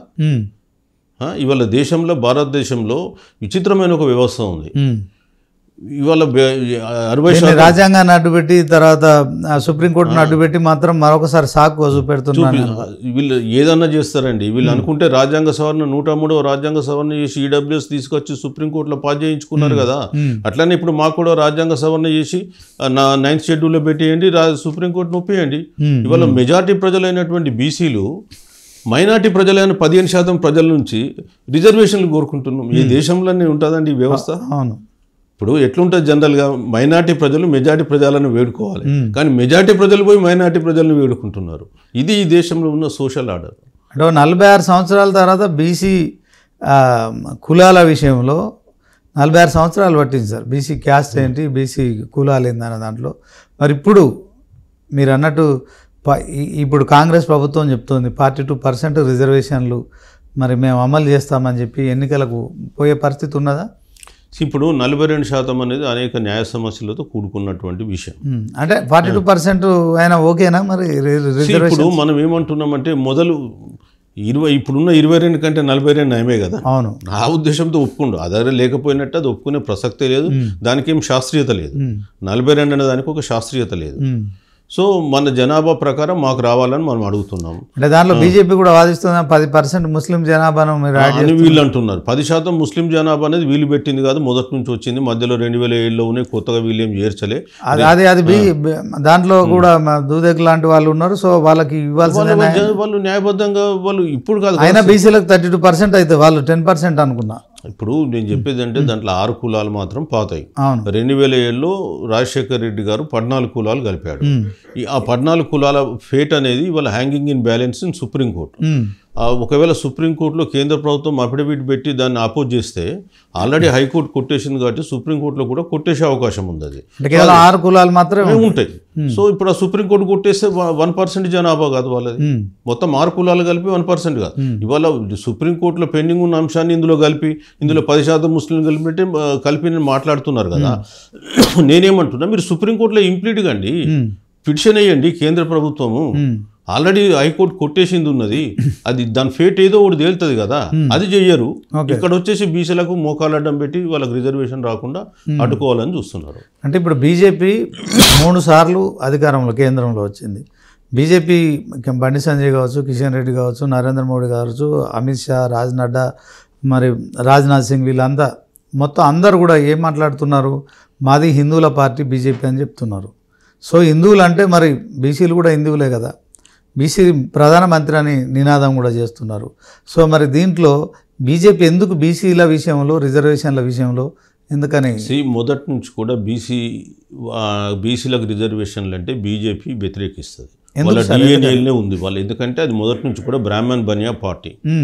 సో మీరు 1990లో బీపీ సింగ్ గారు మండల్ కమిషన్ అమలుకు 27% ఉద్యోగాలలో రిజర్వేషన్ పెడితే ఇమీడియట్గా బీజేపీ అతనికి మద్దతు విరమించి కమండల్ యాత్ర చేసింది. సో ఆ రోజు పార్లమెంట్ సాక్షిగా ఓబీసీలకు రిజర్వేషన్లు ఇవ్వద్దని వాదించినటువంటి పార్టీ బీజేపీ. సో ఆ తర్వాత మళ్ళీ 2006లో మన్మోహన్ సింగ్ గవర్నమెంటు సెంట్రల్ యూనివర్సిటీస్లలో ఎడ్యుకేషనల్ ఇన్స్టిట్యూషన్లో బీసీలకు రిజర్వేషన్ తీసుకొస్తుంటే దేశవ్యాప్త ఉద్యమానికి మళ్ళీ కాలిచ్చింది వీళ్ళు. మొన్న ఎవరిని అడగకుండా ఈడబ్ల్యూఎస్ రిజర్వేషన్ 10% లేని ప్రజలకు 10% తెచ్చింది వీళ్ళు. బీసీలకు ఎప్పుడు వచ్చినా వాళ్ళు మోకాలు అడ్డం పెడతారు. ఇవాళ భారతదేశంలో అన్ని కులాలకు రిజర్వేషన్లు ఉన్నట్టే. ఓసీలకు 10% లేని ఓసీలకు 10% రిజర్వేషన్ ఉంది. ఎస్సీ ఎస్టీలకు జనాభా దామాషా ప్రకారం ఉంది. మరి బీసీలకు ఎందుకు ఉండద్దండి జనాభా దామాషా ప్రకారం? 10% లేనికి 10% ఇచ్చినావు, ఎస్సీ ఎస్టీలకు జనాభా దామాషా ప్రకారం ఇచ్చినావు, మిగిలింది ఓన్లీ బీసీలే కదా. మరి బీసీలకు వాడి జనాభా ప్రకారం వానికి ఇవ్వం కదా మేము అడిగేది, అది ఇవ్వరు. ఓకే చిరంజీవులు గారు, వాస్తవానికి ఇప్పుడు ఈ 42% రిజర్వేషన్ల విషయంలో బీసీలకు సంబంధించిన అంశంలో ఇప్పుడు కాంగ్రెస్ గవర్నమెంటు సరే 9 జీవోని తీసుకొచ్చారు. ఆ 9 జీవో విషయంలో కోర్టు అయితే ఒకవైపు దాన్ని ఎట్లా తీసుకొస్తారు మీరు? ఆర్డినెన్స్ గవర్నర్ దగ్గర ఉంది, రాష్ట్రపతి దగ్గర ఉంది, ఇవన్నీ అయిన తర్వాత కూడా మీరు ఈ జీవో ఎట్లా తీస్తారని చెప్పి ప్రశ్నించడం కావచ్చు. సో మొత్తానికి కాంగ్రెస్ వాట్ నెక్స్ట్ ఏం జరగబోతున్నా? బీసీల ఓట్ల కోసమే చేస్తుందా? దీంట్లో బీజేపీ వైఖరి ఏంటి, బీఆర్ఎస్ వైఖరి ఏంటి? మూడు పార్టీలకు కూడా అంతర్గతంగా బీసీలకు 42% ఇవ్వాలని లేదు. కేవలం ఓటు బ్యాంకు కొరకు, బీసీల మెప్పు పొందడం కొరకు, వాళ్ళని మరోసారి తమ ఓటు బ్యాంకు రాజకీయాలకు వాడుకోవడం కొరకు మాట్లాడుతున్న మాటలు. కాంగ్రెస్కు ఆ చిత్తశుద్ధి లేదు, బీజేపీకి లేదు, బీఆర్ఎస్కు లేదు. అంటే ఇప్పుడు 9 జీవో ఏంటి సార్? 9th షెడ్యూల్ ఏంటి చెప్పండి. 9th జీవో అంటేనేమో 9 జీవో అంటే పంచాయతీరాజ్ ఎన్నికలలో 42% రిజర్వేషన్ కల్పిస్తూ రాష్ట్ర ప్రభుత్వం ఇచ్చినటువంటి జీవో. పంచాయతీరాజ్ ఎన్నికల వరకే అంతే అంతే జీవో. ఇంకా విద్యా ఉద్యోగ అవకాశాలు సంబంధం లేదు. సో 9th షెడ్యూల్ అనేది ఏంటంటే సాధారణంగా కోర్టులు అనేటివి పౌరుల యొక్క హక్కులు భంగం కలిగినప్పుడు ఇన్వాల్వ్ అవుతాయి. అయితే ఈ పౌరుల హక్కులు అంటే సపోజ్ ఇప్పుడు నేను ఒక ప్రాజెక్ట్ ఇస్తున్నా, గవర్నమెంట్ ఎవరిదో భూమి పోయింది. సో భూమి పోయినోడు వెళ్ళేసి నేను భూమి ఇవ్వనని చెప్పేసి ప్రాజెక్ట్ నాపకుండా ఉండడం కొరకు, లేదా నేను ఒక ల్యాండ్ సీలింగ్ లా చేసిన 25 ఎకరాలు సపోజ్ 54 ఎకరాల కంటే భూమి ఎక్కువ ఉండదు ఎవరికి, ఉంటే నేను లాక్కుంటాను. సో పౌరుని యొక్క ఆస్తి హక్కు భంగం కలిగిందని వాడు కోర్టుకు వెళ్ళి ఫండమెంటల్ రైట్ని ఛాలెంజ్ చేస్తాడు. అట్లాంటప్పుడు ఏం చేస్తారంటే అది కోర్టులలో ఛాలెంజ్ చేయకుండా ఉండడం కొరకు రాజ్యాంగంలో రాసినటువంటి 31B and C ప్రొవిజన్ ప్రకారం 9th షెడ్యూల్ అని కూడా పెట్టిండు. పెట్టినప్పుడు ఏంటంటే ఈ లాస్ అన్ని అందులో పెట్టేస్తాడు. పెట్టేస్తే ఇక మళ్ళీ కోర్టులు దానిపైన రివ్యూ చేయవు. జనరల్గా ఇప్పటి వరకు 284 చట్టాలు దీంట్లో వచ్చినాయి 9th షెడ్యూల్లో. 284 ఒక్కటి కూడా సుప్రీంకోర్టు కొట్టేయలేదు. దాంట్లో జోక్యం చేసుకోవాలంటే వాళ్ళు 2007లో ఒక జడ్జిమెంట్ ఇచ్చింది, మేము 9th షెడ్యూల్లో పెట్టిన రివ్యూ చేస్తామని. రివ్యూ చేయొచ్చు, దాంట్లో బాధ లేదు. కాకపోతే ఏంటంటే 9th షెడ్యూల్లో పెట్టినప్పుడు అది రాజ్యాంగ మౌలిక సూత్రాలకు వ్యతిరేకంగా ఉంటేనే రివ్యూ చేస్తామన్నారు. ఇక్కడ మొన్న ఈడబ్ల్యూఎస్ రిజర్వేషన్ దాంట్లో ఏం చెప్పారంటే రాజ్యాంగ మౌలిక 50% రిజర్వేషన్ అనేది మౌలిక సూత్రం కాదు కాబట్టి దాన్ని రిలాక్స్ చేసుకోవచ్చు అన్నాడు. కాబట్టి మేము అడుగుతున్నాం ఏంటంటే ఇవాళ 50% సీలింగ్ మీరు సుప్రీంకోర్టు ఏదైతే విధించిందో originally Balaji versus state of Mysore 1961 నుంచి, సో అది దాటినా తప్పు లేదని మీరే చెప్పింది కాబట్టి మాకు ఇప్పుడు రిలాక్స్ చేయండి అని మేము అడుగుతున్నాం. ఓకే, అది మేము అడిగేది. ఓకే సార్, ఇప్పుడు కులగణనతో బీసీలకు జరిగే లాభం ఏంటి చెప్పండి.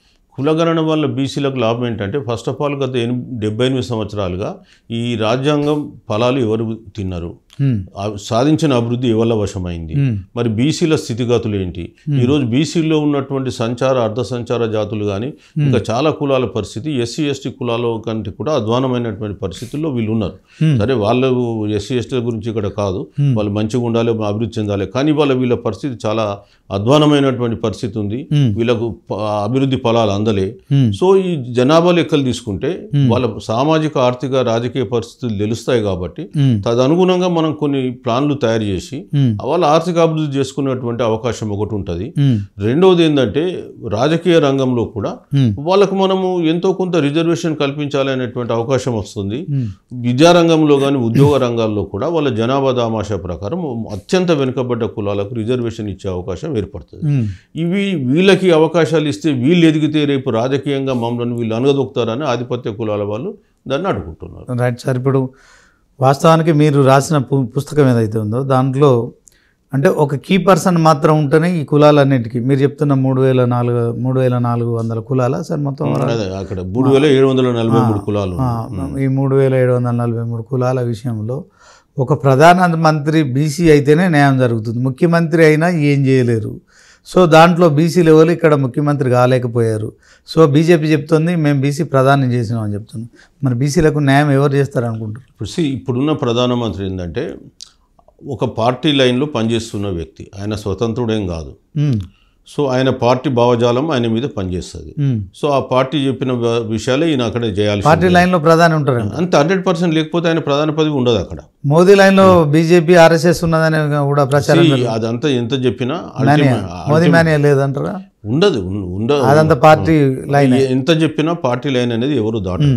కాబట్టి ఆయన పార్టీ లైన్లో ఆయన పనిచేసుకుంటారు. అందుకని ఆయన ఇవాళ బీసీల రిజర్వేషన్లు రాకుండా అదే 9th షెడ్యూల్లో పెట్టకుండా అక్కడ కనీసం దాన్ని బీసీ బిల్లు తెలంగాణ నుంచి పోతే రివ్యూ చేయకుండా ఆప్ పెట్టుకున్నారు. సో నిజంగా నీకు బీసీల మీద ప్రేమ ఉంటే నువ్వు ఒకసారి రివ్యూ చేసి తప్పేంటో ఇక్కడ పంపించండి, మరి కరెక్ట్ ఉంటే ఆమోదించండి. ఏం తప్పేమున్నది, దాంట్లో ఏం రాంగ్ ఉంది? ఇవాళ మొత్తం ప్రైవేటీకరణ జరుగుతున్న యుగంలో ఉన్న ఉద్యోగాలని ఆ కొన్ని ఉద్యోగాలు కూడా వీళ్ళు పాపం తల్లిదండ్రులు ఎంతో కష్టపడి పిల్లల్ని చదివిస్తే వాళ్ళకు ఉద్యోగాలు రాకుండా అడ్డుకుంటే లాభం ఏంటి? ఓకే, చిరంజీవులు గారు ఒక ఉన్నతోద్యోగం నిర్వహించారు 30 సంవత్సరాలు. దాంట్లో ఐఏఎస్గా రిటైర్డ్ అయ్యారు. సో 3 పుస్తకాలు రాశారు. ఈ 3 పుస్తకాల ద్వారా తెలంగాణ ప్రజలకు ఏం చెప్పాలనుకుంటున్నాను? నేను ఒకటే చెప్పదలుచుకుని ఏంటంటే ఒక సిరా చుక్క లక్ష మెదళ్ళని కదిలిస్తుందని చెప్పేసి కాళోజీ గారు అన్నారు. కాబట్టి ఇక్కడ ఈ రాసిన పుస్తకాలను చదవండి అని చెప్తున్నాను. మీరు చదివితే మీరందరూ కూడా మరొక విప్లవకారులుగా మారుతారు. ఎందుకంటే గత 78 సంవత్సరాలుగా అన్ని రంగాల్లో అణచివేయబడ్డాం. దీనికి మార్గం ఏంటంటే మనం రాజ్యాధికారం సాధించుకోవడం. అందుకే ఓటు హక్కును మీరు ఎట్లా వినియోగించుకోవాలి, ఈ ఓటు హక్కును వాడుకొని మనకు కావాల్సిన నాయకుల్ని మనం ఎట్లా ఎన్నుకోవాలనే విషయాలను ఇందులో తెలియజేయడం జరిగింది. సో రేపు రాబోయే కాలంలో తెలంగాణ రాష్ట్రంలో బీసీలు అధికారంలోకి రావాలి. బీసీలు అధికారంలోకి వచ్చి తాము కోల్పోయినటువంటి అన్ని రంగాల్లో వాటాను కానీ ఆత్మగౌరవాన్ని రాజకీయ అధికారాన్ని సాధించుకోవాలని చెప్పడం జరిగింది. ఓకే, దీనికోసం బీసీఐఎఫ్ సంస్థను స్థాపించారు కదా, దానివల్ల ఒరిగే ప్రయోజనాలు ఏంటి, దాని లక్ష్యాలు ఏంటి? ఇప్పుడు బీసీఐఎఫ్ నేను పెట్టిందే బీసీ భావజాల వ్యాప్తి కొరకు పెట్టాము. సో దాంట్లో భాగంగా 3 పుస్తకాలు ఇప్పటివరకు ప్రచురించినాం. అనేక పేపర్లలో వ్యాసాలు రాశాం. అదేవిధంగా యూట్యూబ్లో కానీ సోషల్ మీడియాలో కూడా చాలా ప్రచారం చేయడం జరిగింది. సో ఇవాళ దాని ఫలితంగా ఏంటంటే తెలంగాణలో ఏ నాయకుడు మాట్లాడినా స్టాటిస్టిక్స్ ఆధారంగా మాట్లాడుతున్నాడు. గతంలో లాగా ఏదో లూజ్గా మాట్లాడడం లేదు. ఇవాళ మాకు జరిగిన నష్టాలు సోషల్ మీడియా ప్రభావం ఉంది కనుక అందరూ క్యాల్కులేటెడ్ గా మాట్లాడాలి, అంకెలతో తిట్లు తినాల్సిన పరిస్థితి వస్తుంది. అంకెలతో మాట్లాడుతున్నారు. అదొకటి. బీసీ వాదం అనేది కొంత స్ప్రెడ్ అయింది. గత 1.5 year 2 yearsలో బీసీ వాదం అనేది సైలెంట్గా స్ప్రెడ్ అయింది. దాని ద్వారా ప్రభుత్వాలు కూడా భయపడ్డాయి. యాక్చువల్గా తెలంగాణలో కులగణన జరగడానికి కారణం ఏంటంటే బీసీ సంఘాలన్నీ యాక్టివ్ ఉండడం వల్ల, లేకుంటే అయ్యేది కాదు. సో జరిగింది. తర్వాత 42% బిల్ తీసుకొచ్చిండ్రు. మొన్న ఎమ్మెల్సీలు ఇస్తే కూడా బీసీలకు 3కి ఎమ్మెల్సీ బీసీ టికెట్లు ఇవ్వాల్సిన పరిస్థితి. రెడ్డిలకు రావులకు వెల్మలకు రాకుండా ఫస్ట్ టైం ఇవ్వడం జరిగింది. మంత్రివర్గ విస్తరణ చేస్తే కూడా రెడ్డిలకు రావులకు వెల్మలకు రాలేదు. కాబట్టి ఇవాళ బీసీ వాదం అనేది 1.5 yearలో కొంత బుల్టప్ అయింది. సో 100% రాబోయే కాలంలో ఇంకా అది పెరుగుతుంది కానీ తరిగేది కాదు. సో మరొక తెలంగాణ ఉద్యమం లాగా బీసీ ఉద్యమం మారి తమకు రావాల్సిన రాజ్యాధికారం వాళ్ళు పొందాలి. రాజ్యాధికారం ఎవడు ఇవ్వడు. తొలి దశ ఉద్యమం మొదలై ఇప్పటి వరకు 60 సంవత్సరాలు దాటిపోయింది సార్. మలి దశ ఉద్యమానికి కూడా దాదాపు 25 సంవత్సరాలు అవుతుంది. మరి దీంట్లో ఈ ఉద్యమం ఎన్ని రోజులు జరుగుతుంది అంటారు? మరి దీన్ని ఇప్పుడు బీసీ ఉద్యమం స్టార్ట్ అయిందే ఇప్పుడు మన తెలంగాణ రాష్ట్రంలో. మొన్నటి వరకు మనం ప్రత్యేక తెలంగాణ రాష్ట్రం కొరకు పోరాడినాం కానీ బీసీల కొరకు ఎక్కడ పోరాడలేదు. ఇప్పుడు ఆ పోరాట చేయాల్సిన అవసరం. ఇప్పుడు మనం ఏమంటున్నాం, మనం తెచ్చుకుంది భౌగోళిక తెలంగాణ, సామాజిక తెలంగాణ మనకు కావాలి. కాబట్టి సామాజిక తెలంగాణ రావాలి అంటే బీసీల బహుజనుల చేతికి రాజ్యాధికారం కావాలి. సో అని ఇప్పుడు ఈ పోరాటం మళ్ళీ స్టార్ట్ అవుతుంది. తెలంగాణ ఏంటంటే సహజంగా ఎవ్రీ 15-20 ఇయర్స్కు ఉద్యమం నడుస్తుంది. మీరు చూసినట్టయితే సాయుధ తెలంగాణ పోరాటం తర్వాత మళ్ళీ తొలి దశ తెలంగాణ ఉద్యమం రావడము 1969లో, ఆ తర్వాత మళ్ళీ మావోయిస్ట్ ఉద్యమాలు రావడము, ఆ తర్వాత మలి దశ తెలంగాణ ఉద్యమాలు రావడము. సో ఇట్లా తెలంగాణలో ఎప్పుడు 10-15 సంవత్సరాలకు ఒక ఉద్యమం వస్తూనే ఉంటాయి. ఉద్యమాల గడ్డ. కానీ ఎన్ని ఉద్యమాలు జరిగినా తెలంగాణలో మళ్ళీ ఆధిపత్య కులాల చేతికే అధికారం పోయింది. ఇప్పుడు పోనీయకూడదు. ఇవాళ మళ్ళీ కొంతమంది బీసీ నాయకులు రావాల్సి ఉంటుంది బీసీ ఉద్యమాలకు.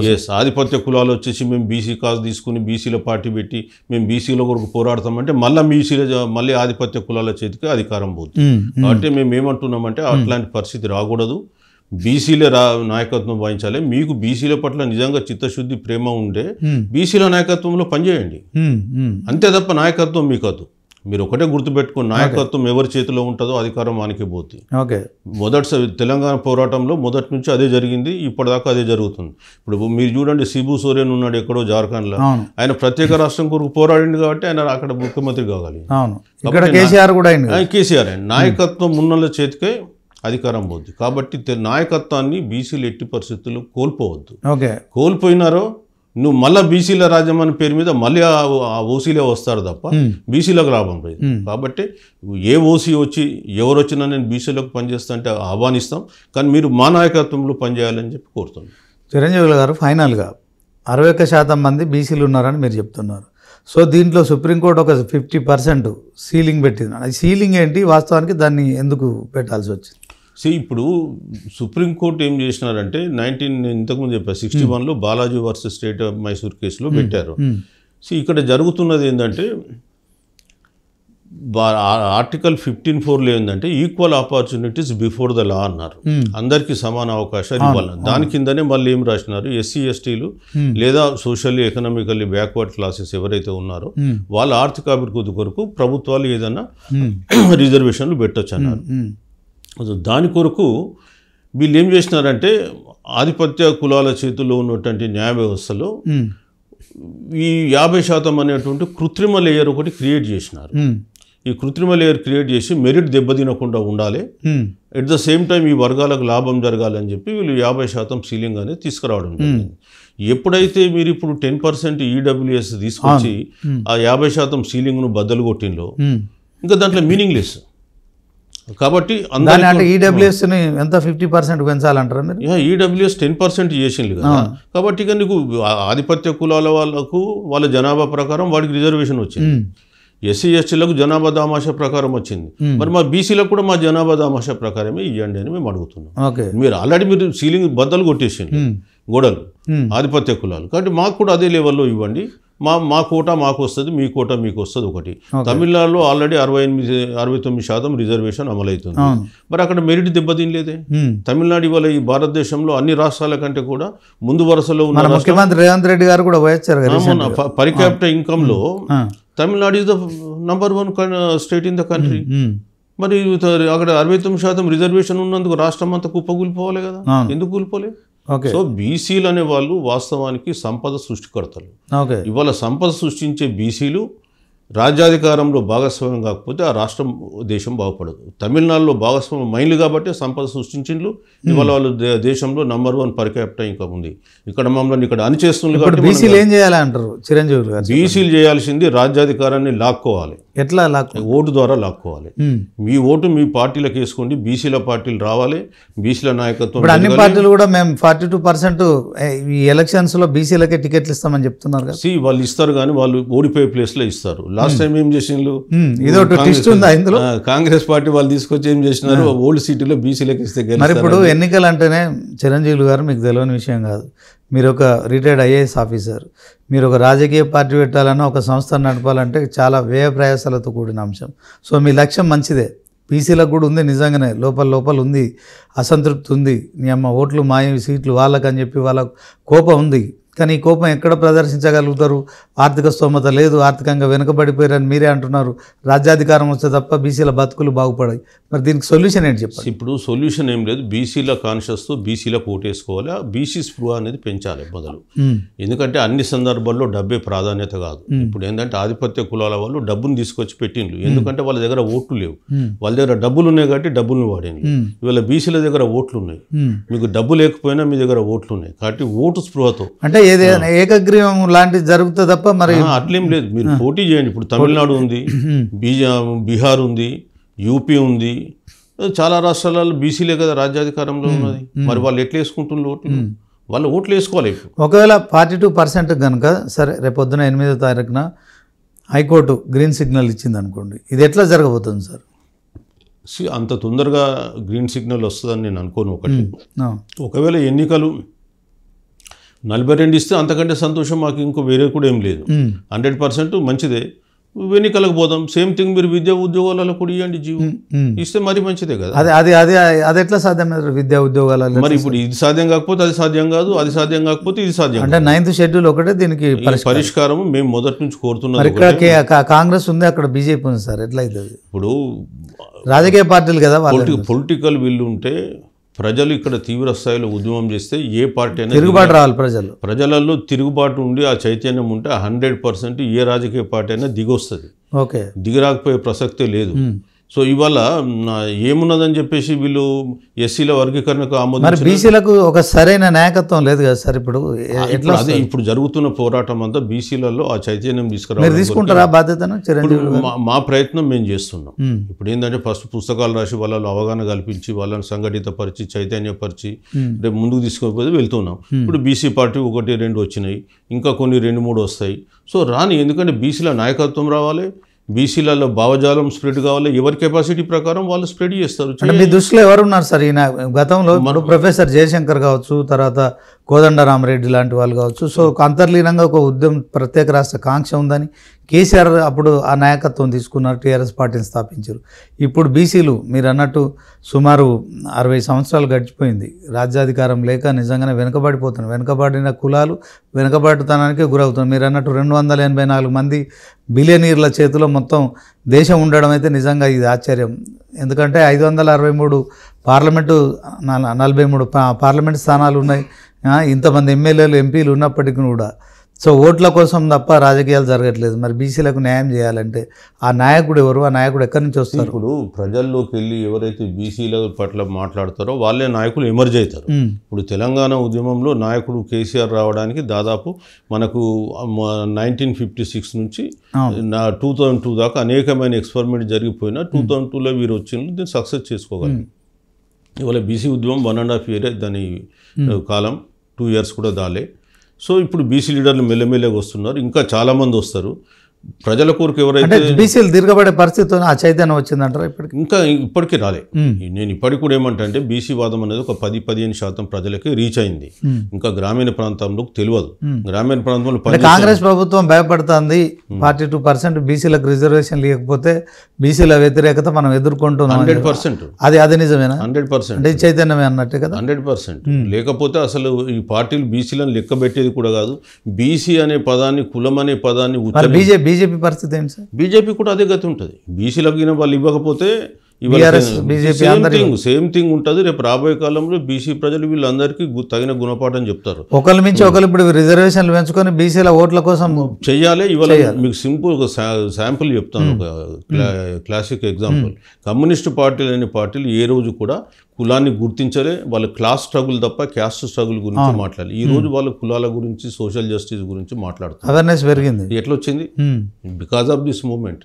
లాస్ట్ 2 yearsలో తెలంగాణలో చేసేవారు మన వరకు మొట్టమొదటిసారిగా సిపిఐ కూడా వాళ్ళ ఎమ్మెల్సీని ఇచ్చారు కదా, బీసీ ఎమ్మెల్సీని. నెల్లికంటి సిపిఎం సిపిఐ సరే శంకర్ నాయక్, నెల్లికంటి సత్యం ఎమ్మెల్సీ. ఓకే, సో వచ్చారు కదా, ఒక ఎమ్మెల్సీని సిపిఐ ఒక ఎమ్మెల్సీని ఇవ్వడం జరిగింది. సో అట్లా వాళ్ళకి ఏమైపోయిందంటే ఇవాళ బీసీ వాదం అనేది వాళ్ళ దాంట్లో కూడా స్ప్రెడ్ అయింది. నేను చెప్పేది అది. Okay okay. అంటే ఫైనల్గా తెలంగాణ సీఎం రేవంత్ రెడ్డి అయినప్పటికీ కూడా బీసీ 42% రిజర్వేషన్ల కోసం కొట్లాడుతున్నారని ఇప్పుడు మంత్రులు ప్రచారం చేస్తున్నారు.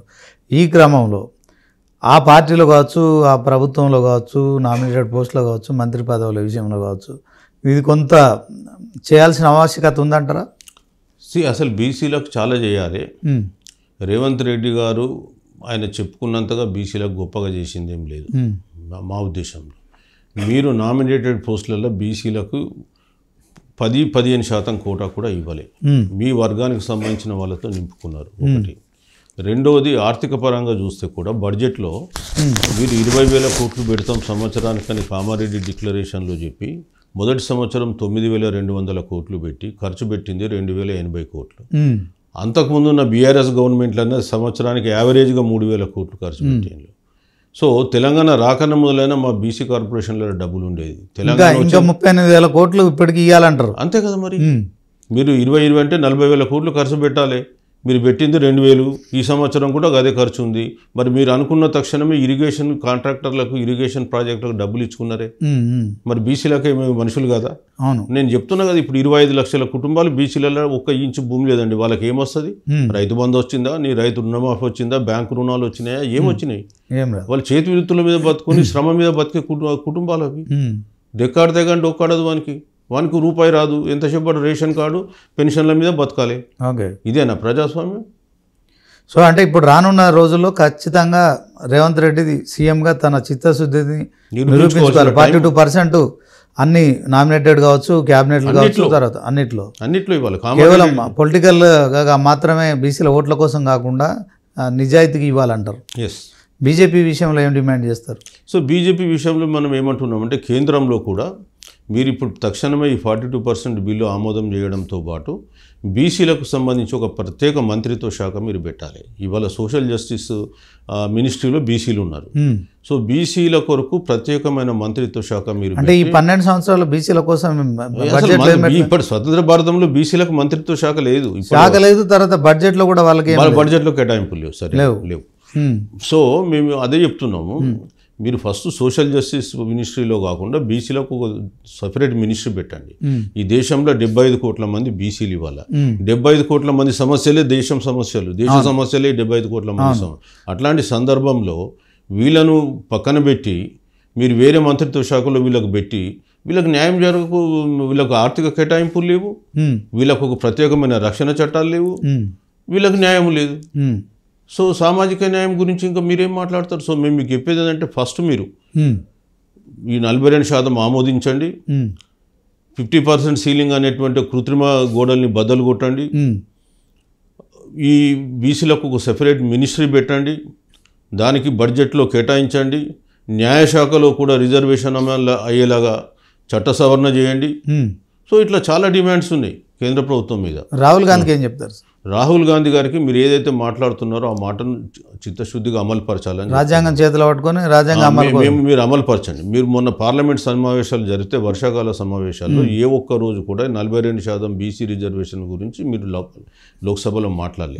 ఎందుకు సార్, ఎందుకు మాట్లాడాలి? కులగణన చాలా గొప్పగా తెలంగాణ సీఎం రేవంత్ రెడ్డి దీన్ని దేశవ్యాప్తంగా తీసుకెళ్తామని చెప్పారు కదా. ఆయననే చెప్పాలి, అది మనం కాదు. ఎందుకంటే 42% గురించి ఇంత గట్టిగా మీరు బయట పోరాడి దేశానికి తెలంగాణ రోల్ మోడల్ అని చెప్పి ఆడబోయి నోరు తెరవకపోతే మేము ఏమనుకోవాలి? మరి నీకు నిజంగా చిత్తశుద్ధి ఉందా లేదా అని మరి ప్రశ్నించాల్సి వస్తుంది. ఓకే, ఫైనల్గా తెలంగాణ ప్రత్యేక రాష్ట్ర సాధన కోసం టీఆర్ఎస్ పార్టీని స్థాపించిన కేసీఆర్ 13-14 సంవత్సరాలు నిజంగానే ఒంటి చేత్తో ఒక పోరాటం చేశారు.